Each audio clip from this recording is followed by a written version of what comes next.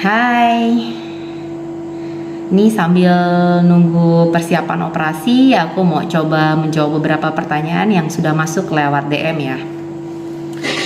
Karena kalau ngetik agak lama ya, suka digangguin sama anak aku nih. Dokter, aku nih sudah lahiran normal 4 bulan yang lalu. Kapan nih baiknya aku kontrasepsi? Kontrasepsi ya. Untuk kontrasepsi, baiknya memang dilakukan setelah nifas selesai gitu ya. Kalau ibu menyusui ya, pilihlah yang tidak mengandung hormon estrogen atau yang non hormonal. Yang tidak mengandung hormon estrogen misalnya pil kontrasepsi, pil menyusui atau yang suntik 3 bulan. Untuk yang non hormonal bisa dipilih spiral ya. Jadi tujuan kontrasepsi ini tidak untuk menghentikan kehamilan, tetapi untuk menjarakan kehamilan. Ini semua untuk kepentingan ibu dan bayi. Bayinya bisa menyusui full, ibunya juga badannya fit lagi kalau mau hamil berikutnya gitu ya. Mungkin pilihannya bisa nanti didiskusikan dengan dokternya yang mana yang lebih nyaman. Kalau nggak ada kontraindikasi untuk hormon, boleh dipilih yang non hormonal. Karena memang kalau non hormonal untuk spiral dia pemeriksaannya boleh setahun sekali gitu kan. Dan kalau ibu habis lahiran kan kadang repot ya sama bayi, boleh dipilih yang spiral atau yang pertimbangan yang lain juga boleh. Dokter, ini aku udah usia 46 tahun nih, tapi aku nggak haid sekitar 4 bulan. Aku perlu periksa nggak nih? Kalau ibu 46 tahun dan sebelumnya haid mungkin masih ada teratur sebulan 2 bulan gitu ya, jangan pernah melupakan kemungkinan hamil kalau nggak pakai kontrasepsi apalagi ya. Jadi kalau udah terlambat haid, tes dulu kehamilan walaupun udah 46 tahun ya.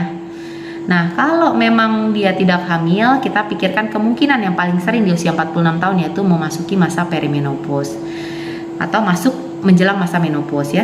Memasuki masa menopause memang haidnya mulai jarang-jarang gitu. Disitulah saat mulai tidak subur gitu, walaupun kadang-kadang masih kadang subur juga. Perlu nggak ke dokter? Kalau memang sudah disingkirkan kemungkinan hamil dan tidak ada penyebab lain ya, bisa penyakit tiroid atau ada penyakit yang lain gitu, sudah bisa disingkirkan ya, boleh ditunggu saja. Mungkin ini hanya akan memasuki perimenopause, apalagi ibu udah jelas nih gejala perimenopause-nya, ada panas di dada gitu ya, malam-malam berkeringat banyak gitu ya, suka berdebar-debar, kadang-kadang vaginanya gatel, kering gitu, atau suka mulai sedih-sedih ya, perubahan mood. Nah, mungkin juga bisa sedikit dipastikan bahwa ini masuk masa perimenopause ya. Dokter, olahraga yang aman apa nih untuk ibu hamil nih? Aku sekarang masuk usia 25 minggu. Olahraga tuh sangat direkomendasikan ya buat ibu hamil. Boleh dilakukan pada usia berapapun. Memang ada perhatian khusus nih kalau memang pada awal kehamilan ada flek-flek atau ada sering kontraksi, mungkin kita tunda dulu ya sampai keadaannya aman.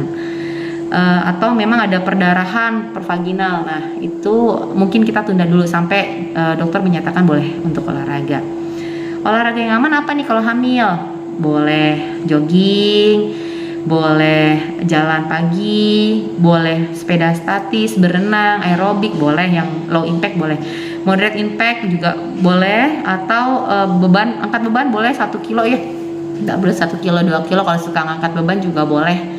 Yang penting disesuaikan dengan kekuatan. Nah, lamanya berapa lama? Bisa 3-5 kali seminggu, 30 menit gitu boleh ya. Tapi ada perhatian khusus pada ibu-ibu yang mungkin dokternya bilang hari-harinya di bawah di atas 26 minggu, wah hati-hati nih ya, mungkin kita perlu menunda untuk olahraganya.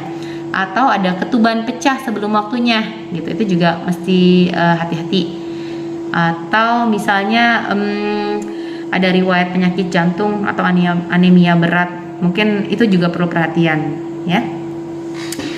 Ada pertanyaan lagi nih, dokter, rumah sakit itu selalu sesar ya? Memang aku takut lahiran di rumah sakit.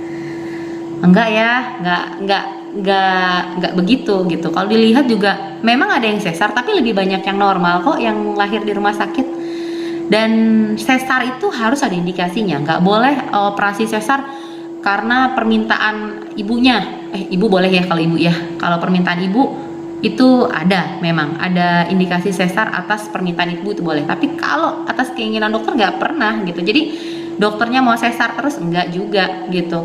Tolong dilihat lagi bahwa mungkin ada indikasi yang benar-benar mengharuskan seorang ibu hamil menjalani persalinan dengan sesar. Indikasi sesar mutlak itu ada dari indikasi bayinya atau indikasi ibunya. Kalau bayi itu adalah bayi yang tidak bugar, misalnya denyut jantungnya ada perubahan yang sangat mengkhawatirkan, misalnya terlalu cepat sekali gitu ya mungkin, atau dari indikasi ibunya misalnya ada perdarahan vaginal yang hebat, atau misalnya ari-arinya lepas atau ari-arinya nutupin jalan lahir, itu nggak bisa lahir normal karena akan membahayakan ibu dan bayinya gitu. Jadi tidak pas dan tidak benar kalau selalu sesar. Jadi selalu harus ada indikasinya. Ya mungkin itu dulu aja ya. Nanti kalau memang ada yang DM yang belum dijawab, nanti aku jawab di minggu depan aja ya. Oke, semoga bisa menjawab dan bermanfaat.